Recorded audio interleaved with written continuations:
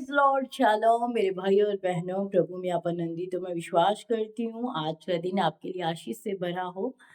क्योंकि आज है संडे और संडे हम लोग रेडी होते हैं, रेडी रहते हैं। हर एक जन खुदा का खादिम, खुदा के दासियाँ, खुदा के लोग, खुदा के विश्वासी, मेरे भाई बहन सब लोग तैयार रहते हैं कि आज परमेश्वर का आत्मा जो है वो हमसे बात करे, आज परमेश्वर का रूह हमसे बात करे, आज प्रभु अपने कलाम के द्वारा मुझसे बात करे।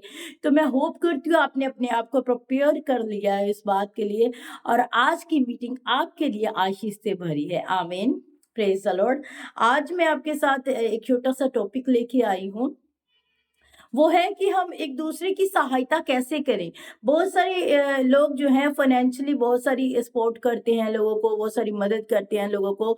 अगर किसी के पास खाना नहीं है तो खाना प्रोवाइड करते हैं, या फिर आज देखा है हमने सोशल मीडिया पे बहुत सारे मेरे भाई बहन जो हैं वो जो फुटपाथ पे लोग होते हैं उनके लिए कंबल बांट रहे हैं, सब कुछ कर रहे हैं। बहुत अच्छी बात है, ये बहुत ही बेहतरीन बात है। प्रभु का कलाम हमें यही सिखाता है, एक दूसरे की मदद करो। पर इसके अलावा आज कुछ और चीजों को मैं समझाने जा रही हूँ, मैं आज बताने जा रही हूँ आपको भी, और भी तरह से हम लोगों की सहायता कर सकते हैं। कैसे कर सकते हैं ये मैं आपको बताती हूँ। जरूरी नहीं है कि आप फाइनेंशियली स्ट्रांग हो तो ही किसी की सहायता कर पाओगे। अगर आप फाइनेंशियली स्ट्रांग नहीं भी हो तो भी आप दूसरों की मदद कर सकते हो। आमीन। वचन यही सिखाता है, गलातियों की किताब उसका 6 अध्याय उसकी 1 आयत में लिखा है, हे भाइयों, यदि कोई मनुष्य किसी अपराध में पकड़ा भी जाए तो तुम जो आत्मिक हो नम्रता के साथ ऐसे को संभालो और अपनी भी चौकसी रखो, तुम भी परीक्षा में ना पड़ो। आमीन। यहाँ पे प्रभु का कलाम जो प्रभु का दास लिखता है, कहता है यदि कोई मनुष्य किसी अपराध में पकड़ा जाए तो अब हमारा जो काम है, हमारा जो कर्तव्य है वो क्या होना चाहिए, क्योंकि लिखा है अगर तुम आत्मिक हो, क्योंकि तुम आत्मिक हो, हम आत्मिक हैं, हमें आत्मिक बातों के ऊपर ध्यान देने की जरूरत है। हम आत्मिक हैं, हमें आत्मिक चीजों के ऊपर ध्यान देने की जरूरत है। हम आम मनुष्य की तरह नहीं है, हम आम मनुष्य की तरह बुद्धि नहीं रखते, उनकी तरह नहीं सोचते हैं। हम आत्मिक लोग हैं, हम आत्मा के द्वारा चलते हैं। आमीन, हालेलुया। लिखा है तुम आत्मिक हो तो तुम क्या करो, उस बात को क्या करो, संभाल के रखो, यानी कि उस बात को कवर अप करके रखो। अगर किसी से कोई गलती हो गई, आपके भाई आपकी बहन से कोई गलती हो गई है, उसके अपराध को क्या करो, ढांप लो, उसे वहीं पे बात को दबा दो। आपको बात उछालनी नहीं है, क्योंकि लिखा है क्योंकि तुम आत्मिक हो। हम आत्मिक है और हमें आत्मिक बात ही सुननी है, हमें आत्मिक काम ही करने, हम दुनिया की तरह नहीं। एक बंदे ने गलती, एक इंसान ने गलती, एक बहन ने गलती कर दी तो हम उसकी गलती को उछालने लग जाए, हम उसकी गलती को बढ़ोतरी देने, इसमें इससे बोल, उससे बोल, उससे बोल, इससे बस यही चलता आ रहा है। ये आम मनुष्य करते हैं, ये सारा संसार कर रहा है। पर मैं और आप, लिखा है आत्मिक लोग हैं, हम आत्मिक लोग हैं, हमें ऐसा नहीं करना। क्या लिखा है, फिर से पढ़ती हूँ, यदि कोई मनुष्य किसी अपराध में पकड़ा भी जाए तो तुम जो आत्मिक हो, तुम जो आत्मिक हो, परमेश्वर आज आपसे बात कर रहा है, आप जो आत्मिक लोग हो आपको क्या करना है ये बताती हूं मैं। नम्रता के साथ ऐसों को संभालो। नम्रता के साथ यानी कि दीनता, अपने नेचर को, अपने स्वभाव को दीन करते हुए उन लोगों को आपको संभालने की जरूरत है जिन लोगों से गलतियां हुई हैं, जिन लोगों से मिस्टेक्स हुई हैं, जिन लोगों से कोई गड़बड़ी हो गई है, तो उनकी बात को उछालने की बजाय हमें उस बात को क्या करना है, उन्हें, उन लोगों को संभालना है और अपनी भी चौकसी रखो। और दूसरी बात, कलाम ये मुझे और आपको सिखाता है, अपनी चौकसी रखने का मतलब आप उसके गुनाह में, आप उसकी उस गलती में शामिल नहीं हो सकते, आपको शामिल नहीं होना है उसमें, ये भी चौकसी रखनी है आपको, क्योंकि आप परीक्षा में ना पड़ जाओ, क्योंकि आप परीक्षा में ना पड़ जाओ। उसका साथ भी देना है, जाने के उसे उस गलती में से निकालने की सहायता भी करनी है, पर उसकी गलती में शामिल भी नहीं होना। हम ऐसे भी दूसरों की मदद और सहायता कर सकते हैं। आमीन, praise the Lord, hallelujah. Help बहुत तरह की होती है, हेल्प बहुत ही तरह की होती है। तो परमेश्वर आपसे हर जरिए, जब दुनिया में कुछ चीजें चलती हैं तो हमें दुनियावी होकर सोचने की जरूरत नहीं है। मेरे भाइयों और बहनों, आज हमें दुनियावी होकर सोचने की जरूरत नहीं है। आज हमें परमेश्वर की आवाज को, स्पिरिचुअल दायरे को, आत्मिक बातों को सुनने की जरूरत है। परमेश्वर का जो वचन है वो आत्मिक बातों को आपकी जिंदगी में देखना चाहता है। अगर यहाँ पे किसी ने गलती की तो आपको आत्मिकता में चलना है। कैसे? उसकी गलती को ढाँपना है, उसकी गलती को उसे उस गलती में से निकालने में मदद करनी, पर तुम उस गलती में शामिल नहीं हो सकते हो। आप उस गलती में शामिल नहीं हो सकते क्योंकि आप परीक्षा में पढ़ सकते हो फिर। आमीन। हमें अपनी भी चौकसी करनी है, हमें अपना भी ध्यान रखना है, हमें अपना भी ख्याल रखना है कि हम उस गलती में ना फँस जाएँ और दूसरों की मदद भी करनी है। आमीन, हालेलुया। प्रभु आपसे यही चाहते हैं, परमेश्वर ऐसी ही सहायता आपसे चाहते हैं। Praise God. और ये सहायता हम सब एक दूसरे के लिए कर सकते हैं। जिनके पास पैसा है वो भी, नहीं है वो भी, सब एक दूसरे के लिए कर सकते हैं, क्योंकि कलाम में लिखा है, कहता है तुम एक दूसरे की उन्नति का कारण बनो, एक दूसरे को उठाने का कारण बनो। आमीन, हालेलुया। और आगे लिखा है, तुम एक दूसरे का भार उठाओ और इस प्रकार मसीह की व्यवस्था को पूरा करो। तुम एक दूसरे का क्या उठाओ? भार उठाओ। मतलब एक दूसरे का बोझ उठा लो, एक दूसरे की टेंशन उठा लो। कैसे उठानी है? अब मैं कहूँगी कि मैं फाइनेंशियली इतनी स्ट्रांग नहीं हूँ कि मैं दूसरों का भार उठा पाऊँ, तो यहाँ पे फाइनेंशियली कोई बात नहीं हो रही है। यहाँ पे बात हो रही है एक दूसरे का भार उठाने की। आपके पड़ोसी को, आपकी बहन को, आपके भाई को किसी चीज़ की नीड है, आप दे नहीं पा रहे हो, पर आप उसके भार को ऐसे उठा सकते हो कि आप उसके लिए प्रार्थना कर सकते हो, आप उसके लिए दुआ कर सकते हो, आप उसके लिए परमेश्वर के हज़ूर से उस चीज़ को माँग सकते हो, आप उसका भार उठा सकते हो। प्रार्थना के ज़रिए, प्रेयर के ज़रिए परमेश्वर से माँगे उसके लिए, प्रभु वो ये चाहती है, वो ये चाहता है, प्रभु से मिल जाए, तो आप उसका भार उठा सकते हो। धर्मी जन की प्रार्थना कभी व्यर्थ नहीं जाती, और लिखा है तभी आप मसीह की व्यवस्था को पूरा करोगे, तभी आप परमेश्वर के कलाम को पूरा करोगे, उस आज्ञाओं को पूरा करोगे। आमीन, प्रेज़ द लॉर्ड। और आगे लिखा है, क्योंकि यदि कोई कुछ ना होने पर भी अपने आप को कुछ समझता है तो अपने आप को धोखा देता है। अब मैं कहूँ भी मैं सब कुछ कर सकती हूँ, मेरे अलावा यहाँ पे कोई भी नहीं कर सकता, तो ये एक घमंड की बात है। ये एक घमंड की बात है। कहता है परमेश्वर कि हम लोग तो कुछ भी नहीं है, ये शरीर तो मिट्टी है, और यदि हम इस मिट्टी को बहुत अहमियत दे रहे हैं, बहुत ही समझ रहे हैं कि मैं, तो कहता है तुम अपने आप को धोखा दे रहे हो। फिर आप और मैं अपने आप को धोखा दे रहे हैं, क्योंकि ये शरीर कुछ नहीं है, ये शरीर नाश होने वाला है, यहीं पे गिरने वाला है, यहीं पे रहने वाला है, ये हमारे साथ नहीं जाने वाला है। अगर हमारे साथ कुछ जाएगा तो वो क्या है? वो है आत्मा। तभी तो परमेश्वर का आत्मा यहाँ पे बोल रहा है कि आप आत्मा की बातें करें, आत्मा के चलाए चले, आत्मा के अनुसार चले, आत्मा की सुनते सुनते आगे बढ़े। हालेलुया। ये शरीर के ऊपर घमंड करने वाले लोग धोखा खाएंगे, धोखा खाएंगे। Hallelujah, praise the Lord. और आगे लिखे, पर हर एक अपने ही काम को जांच ले, और तब दूसरों के विषय में नहीं परंतु अपने ही विषय में उसको घमंड करने का अवसर होगा। हालेलुया।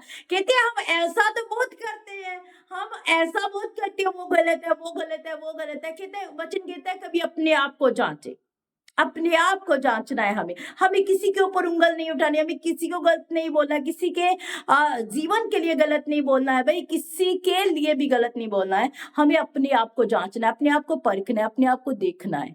मैं गलत तो नहीं हूँ, मैं गलत तो नहीं कर रही हूँ। कहते हैं अगर आप अपने आप को जांचोगे और अपने आप को सुधारोगे, अगर कोई गलती पाई जा रही है तो अपने आप के लिए परमेश्वर से क्षमा मांगेंगे और उस गलती को सुधारेंगे, तो परमेश्वर कहता फिर आपको अवसर मिलेगा अपने आप पे घमंड करने का। आमीन। क्योंकि बहुत दुनिया में बहुत सारी चीजें, बहुत सारे लोगों को ऐसा देखते हैं हम लोग कि कभी-कभी हम दूसरों के ऊपर कुछ ज्यादा ही फोकस कर देते हैं।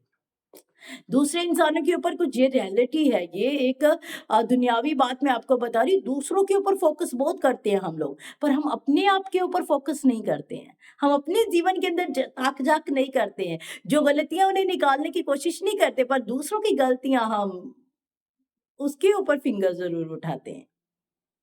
हालेलुया। तो आज मेरे भाइयों और बहनों, इस बात को अपने अंदर रखना है।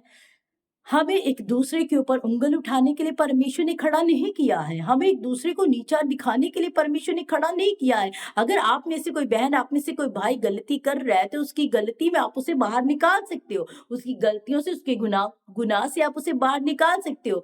उसकी गलतियों को वहीं पे ढाँप सकते हो, क्योंकि हम आत्मिक लोग हैं, हम आत्मा की सुनेंगे। हम दुनियावी लोगों की तरह नहीं चलेंगे। Hallelujah, praise the Lord.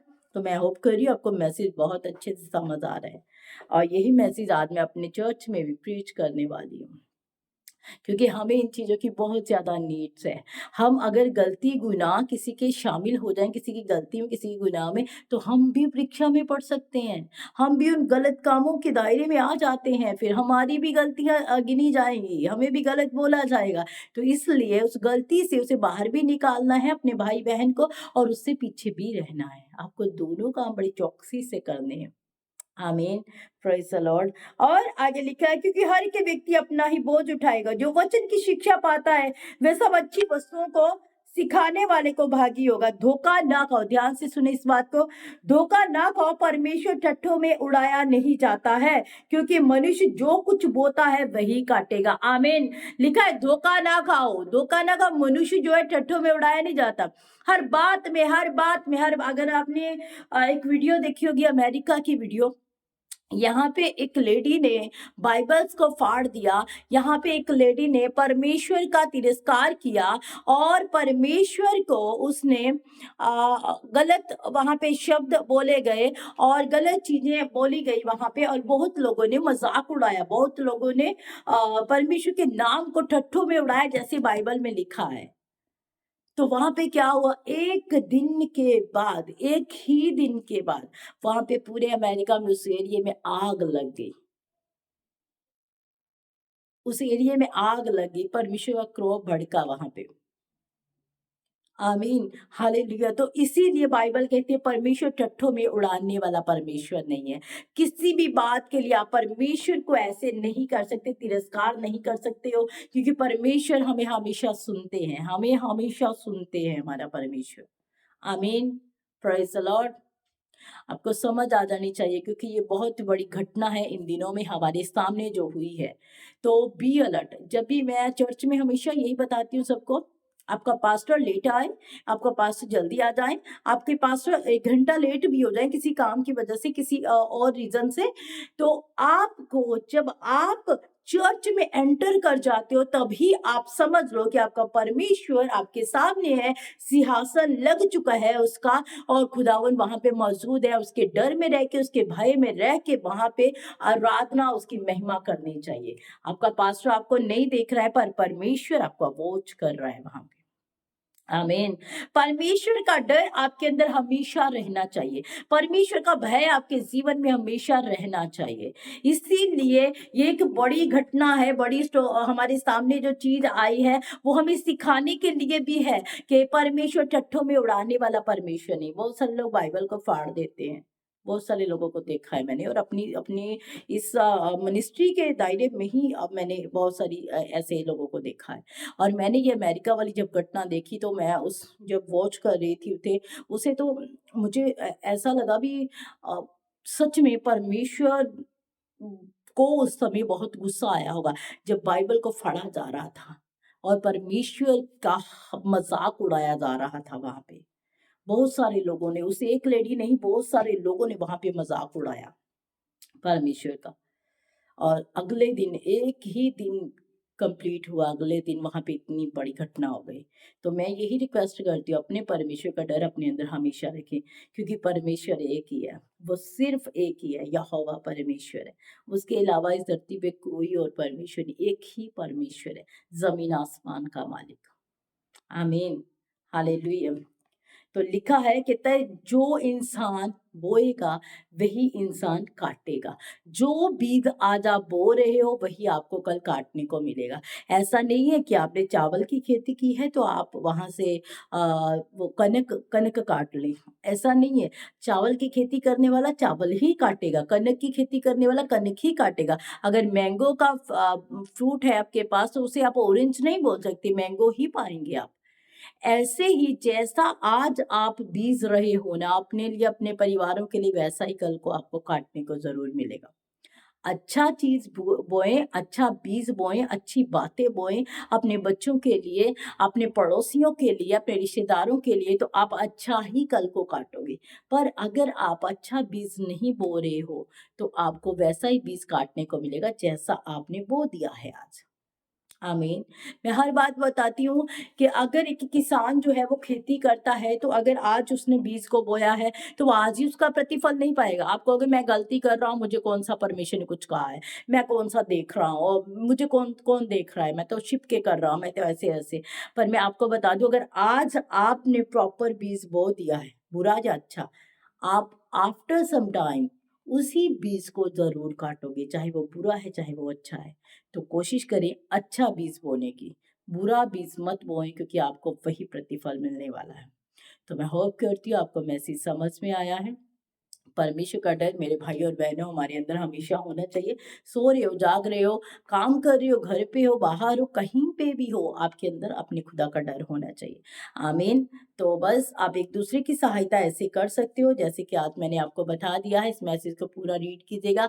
अब मेरा भी समय हो चुका है कि मैं भी चर्च जाने वाली हूँ, तो इसलिए मैंने इस मैसेज को यहीं पे ख़त्म कर दिया। अभी आगे भी मैसेज था, पर अभी आप अपनी बाइबल को रीड कर लें, गलातियों उसका 6 उसकी 1 से ज़रूर पढ़िएगा और इसे पूरा चैप्टर को रीड कीजिएगा। आपको बहुत सारी चीज़ें यहाँ पे समझ आने वाली हैं। आमीन। God bless you. प्रभु आपको बहुत ज़्यादा आशीष और बरकत दे। खुदा में ऐसे बने रहिएगा और प्रभु के सुसमाचार को फैलाते रहिएगा। और आज आप मेरे लिए भी अपने पर्सनल दुआ में मुझे याद रखिएगा कि खुदावन मेरे जीवन में बहुत सारे काम करे। आमीन। God bless you. मिलते हैं कल सुबह एक नए मैसेज के साथ। तब तक के लिए जय मसीह की।